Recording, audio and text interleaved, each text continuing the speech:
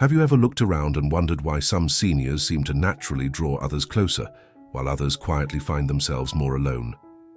It's rarely about wealth or looks. Most often, it's the silent habits we carry. Habits that unknowingly push people away even when we mean no harm. Especially after 70, small things like how we speak, move, and connect matter more than we realize. Today, I want to share something deeply personal with you. It's about the subtle changes I noticed in a beloved elder in my life, changes that made me understand the quiet power of self-awareness, dignity, and emotional resilience.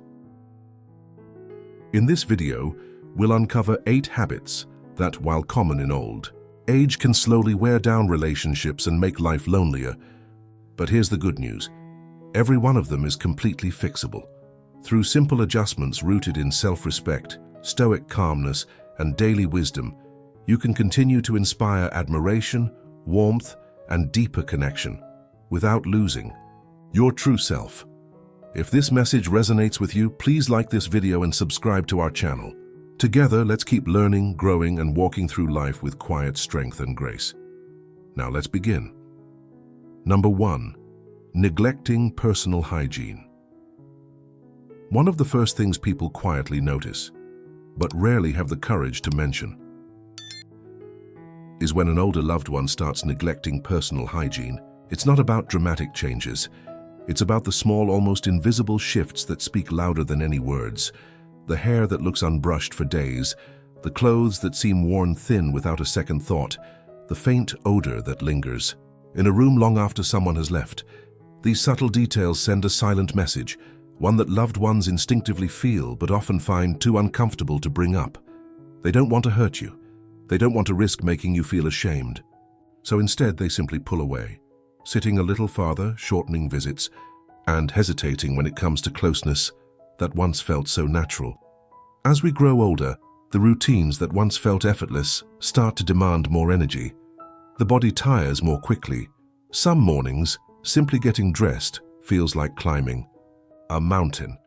It's so easy to think, what's the point?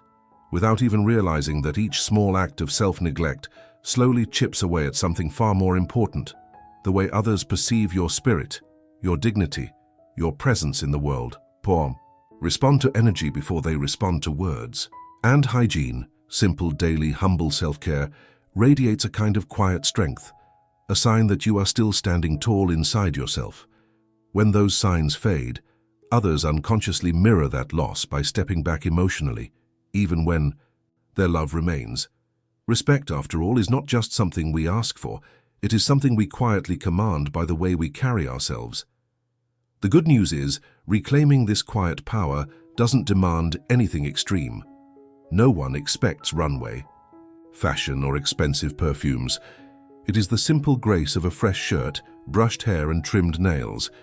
It is showing up each day, whispering through your actions, I still care, I still have pride, I'm still here. These small rituals, done not out of vanity but out of self-respect, tell the world and remind yourself that you are still worthy of warmth, closeness, and dignity. If you recognize a part of yourself in this reflection, or if this resonates with someone you love, I invite you to comment number 1 below. Share your thoughts, your experiences, or your quiet victories. Your story matters, and your presence still lights up the world in ways you may not even realize. Number 2. Speaking without a filter. Another silent shift that often goes unnoticed until it quietly builds distance is losing the internal filter that once guided our words. As we age, it's natural to feel that we've earned the right to speak freely, to say what's on our minds without hesitation. After all, a lifetime of experience and wisdom gives us confidence. Yet what often feels like honesty to us can sound like harshness to others, especially when compassion fades from our words. Small remarks about someone's weight, their parenting choices, or even their life decisions can land heavier than we intend. We might brush it off with a laugh, saying, I'm just being honest, but beneath that laughter, discomfort lingers. This loss of the polite pause, that tiny moment when we once asked ourselves if our words would build or bruise, is not a sign of rudeness. It's a sign of weariness. Life's trials can erode the emotional boundaries that once made us more careful. The mind says, "I've earned the right to say it," but the heart forgets that dignity is often in restraint, not in release. Loved ones, especially younger ones, usually won't correct you. They love you too much or fear offending you. Instead, they respond in subtle ways. Fewer phone calls, shorter visits, attention you can almost feel but can't quite name. Conversations that once flowed with ease become guarded, careful, and strained. The gap between generations, already wide enough, grows even larger when bluntness replaces kindness. Thankfully, regaining that gentle strength is within reach. It's not about silencing yourself or pretending you have no opinions. It's about pausing, even just for a breath, and asking silently, "Will my words nurture or wound?" Choosing kindness does not dilute your truth, it amplifies it. Because when honesty is wrapped in empathy, it doesn't push people away. It draws them in closer, wanting to hear more, feeling safe in your presence. If you find yourself recognizing this habit, there is no shame, only a new opportunity to speak with more wisdom, not less. Your voice, refined with compassion, carries a power far greater than bluntness ever could. It carries respect, and respect builds bridges where walls once stood. If this reflection speaks to you today, please comment number 2 below and share your thoughts. Your story may be the one that helps someone else rediscover the quiet strength of thoughtful speech. Number 3. Wearing clothes that don't fit anymore. There's a silent shift that happens when we stop noticing how our clothes fit us, and few people ever feel comfortable enough to point it out. As we age, it becomes easy to hold on to old favorites. The well-worn shirt from 20 years ago, the pants that no longer sit quite right, the shoes that have long lost their shape. At first glance, these choices seem harmless. They speak of comfort, of familiarity. Yet without realizing it, they can also quietly signal to others that we have stopped engaging with the present, that we no longer see ourselves as participants in the living world around us. This habit rarely comes from carelessness. More often, it grows from the deep human need for stability. Clothes that once made us feel strong or beautiful carry memories, and memories feel safe. Changing them can feel like letting go of pieces of who we once were. But as the years move forward, our bodies change, our energy shifts, and holding too tightly to the past can make us seem disconnected, even invisible, to those around us. Family members and friends may not say anything directly. They understand the tenderness behind those choices, yet over time they might begin to engage differently. They may unconsciously adjust how they see you, not with less love, but with a quiet sense that you are no longer fully present. That perception, subtle as it is, can create distance that neither side intended. The solution is not about chasing fashion trends or trying to look younger. It's about honoring the person you are today with clothes that fit your current body and spirit. A simple, well-fitting shirt, a pair of comfortable but cared-for shoes, a style that reflects dignity rather than nostalgia. These small changes send a powerful message. I am still here. I still care. Dressing well is not vanity. It's a daily act of self-respect, a way of maintaining emotional resilience and staying rooted in the now. If you recognize yourself or someone you love in this quiet habit, take heart. Renewal doesn't erase the past. It honors it by stepping forward with grace. If this resonates with you, please comment number 3 below. Share your experience or reflection. Your story could light the way for someone else navigating these tender shifts with courage and dignity. Number 4. Interrupting, dominating, and complaining about kids these days. There is a quiet habit that often forms with age, one that those around us notice but rarely feel brave enough to address. It happens when conversations shift from exchanges to monologues, when the desire to share becomes a need to dominate, and when discussions about younger generations dissolve into complaints.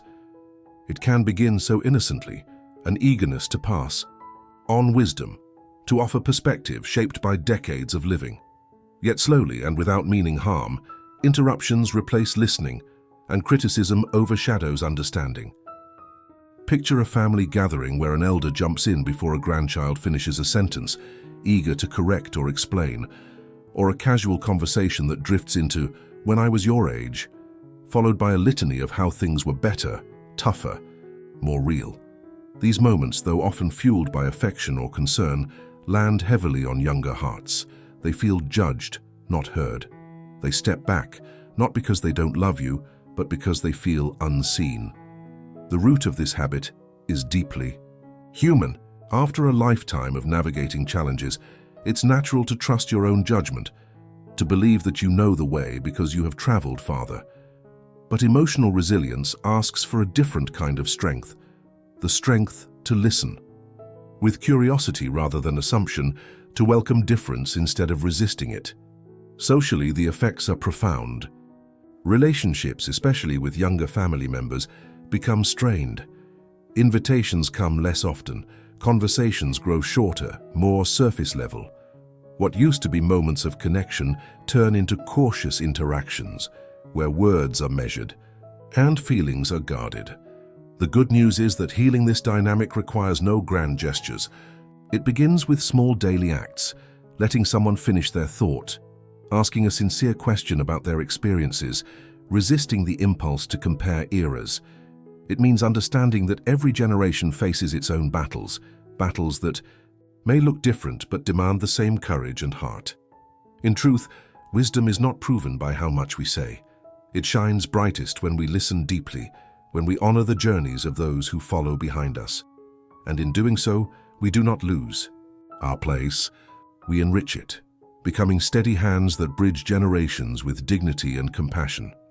If this reflection resonates with you today, please comment number 4 below and share your thoughts.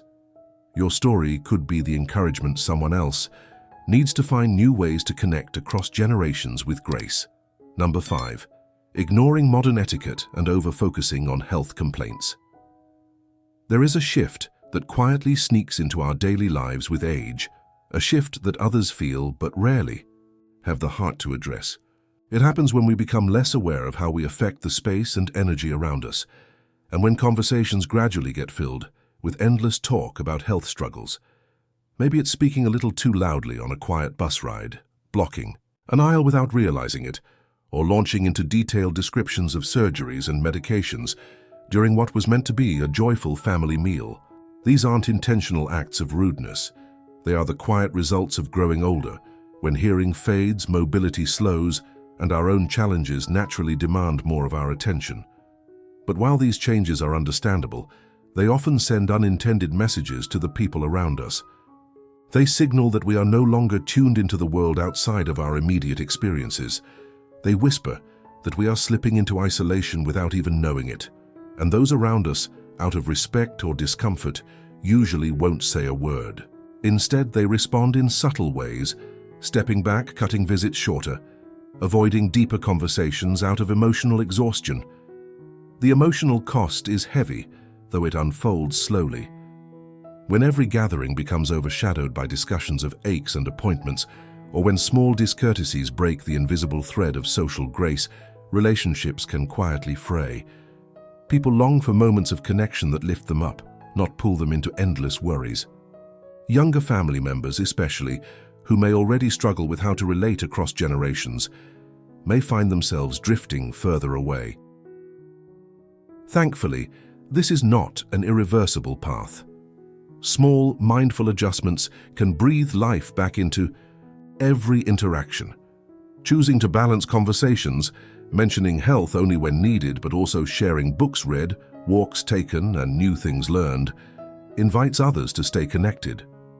Being mindful of space, tone, and presence reminds the world that you are still engaged, still respectful of the shared experience. In truth, true strength at this stage of life is not shown by dominating the conversation or space. It is shown by mastering the art of thoughtful presence, remaining a source of energy that comforts and uplifts. If this reflection resonates with you today, please comment number 5 below. Share your experiences or small victories. Your wisdom could be the spark that keeps another heart connected. Number 6. Becoming mentally rigid and physically oblivious. There is a habit that often settles in so quietly with age that even those Closest to us rarely name it aloud. It is the slow hardening of the mind and the fading awareness of the space we share with others. You see it in small, everyday moments. The person blocking an entire grocery aisle, standing lost in thought, without realizing others are trying to pass, or the firm statements that leave no room for different views. These aren't signs of selfishness. They are the natural echoes of a life lived long enough to see patterns, to know certain truths, and sometimes to grow weary of constant change.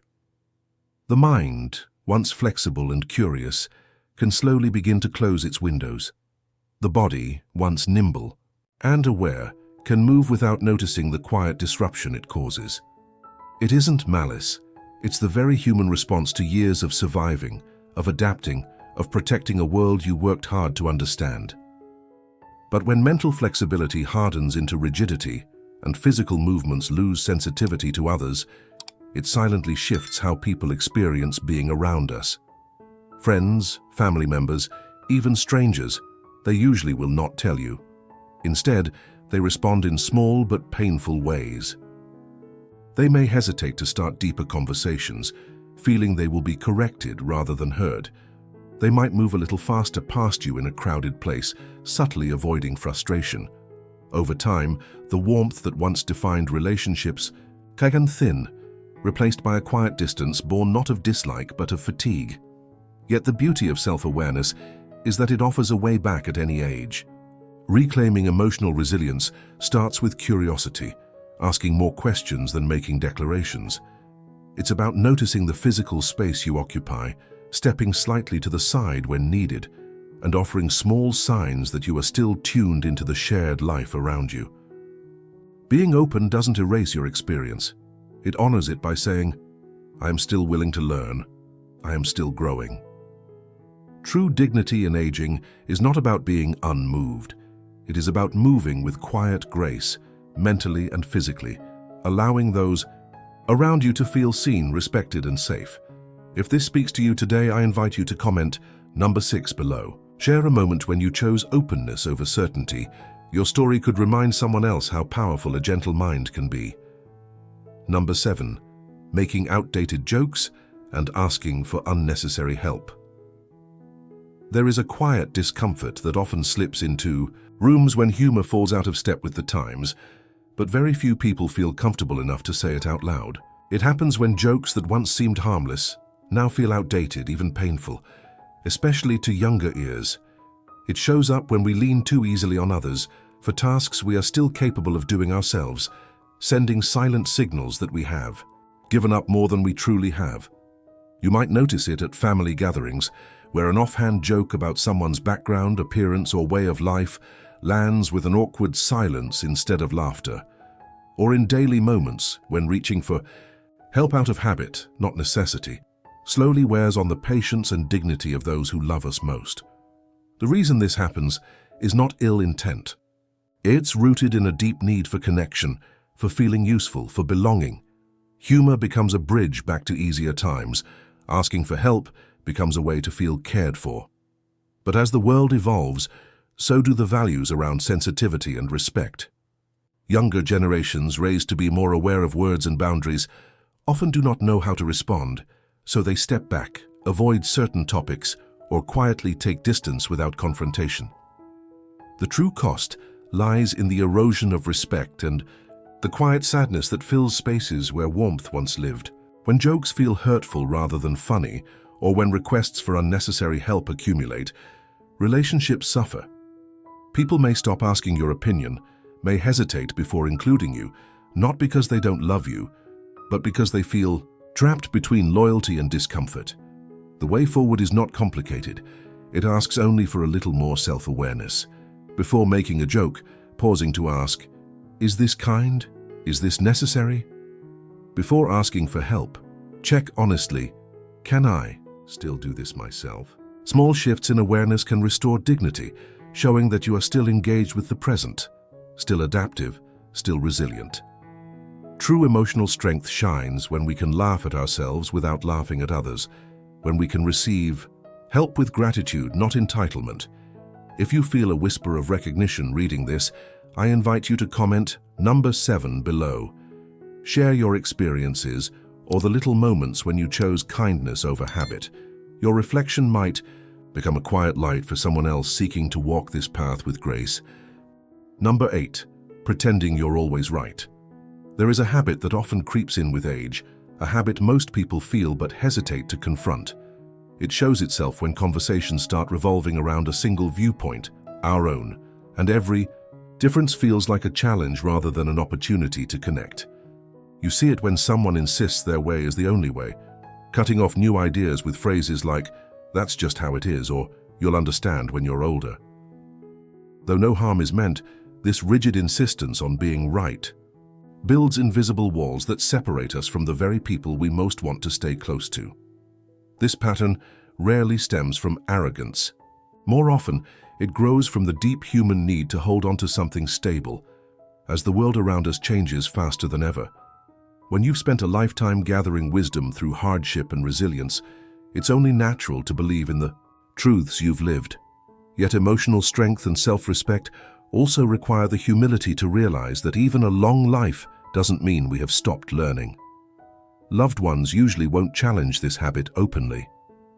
Instead, they retreat in subtle ways, sharing less, avoiding topics they fear will be met with dismissal rather than curiosity. Over time, the easy warmth of conversation cools. Grandchildren may stay silent instead of sharing their dreams. Friends may stop asking for advice, not because they don't value you, but because they fear being unheard. Rebuilding these bridges doesn't ask for surrender. It asks for a simple, courageous shift, listening with the same patience and openness we once craved when we were young. It's about saying, "Tell me more," even when what we hear feels foreign or uncomfortable. It's about choosing connection over certainty. True Stoic strength is found not in defending every opinion, but in holding space for others to be seen, to be heard, and to grow alongside us. When you stop needing to be right all the time, something beautiful happens. People lean in. They open their hearts. They trust that their voice matters to you, not just your approval. And in that trust, real respect is born, deeper and stronger than any argument could ever win. If this reflection touches you, I invite you to comment number 8 below and share a time when listening built a bridge in your life. Your experience could quietly inspire others to walk the path of wisdom with open hands and an open heart. Conclusion. As we move through the later chapters of life, it's easy to believe that small habits no longer matter. But today we've seen how even subtle shifts in how we carry ourselves, speak to others, and stay connected quietly shape how the world responds to us. Aging with grace is not about clinging to the past or resisting change. It's about practicing daily self-respect, emotional resilience, and quiet strength, even when no one is watching. The truth is, dignity is built in the small moments. Fresh shirt chosen with care, a word spoken with kindness, a listening ear offered when it's easier to speak. These choices protect our peace, nurture our relationships, and keep our spirit fully alive. Growing older should not mean fading away. It should mean becoming even more anchored in wisdom, compassion, and presence. I invite you to reflect. Which of these habits spoke to you most today? Have you seen these patterns in yourself or perhaps in someone you love? Please share your thoughts, your experiences, or even your quiet victories in the comments below. Your story matters, and your willingness to keep learning and evolving is a powerful gift not only to yourself, but to everyone who walks beside you. Thank you for being here.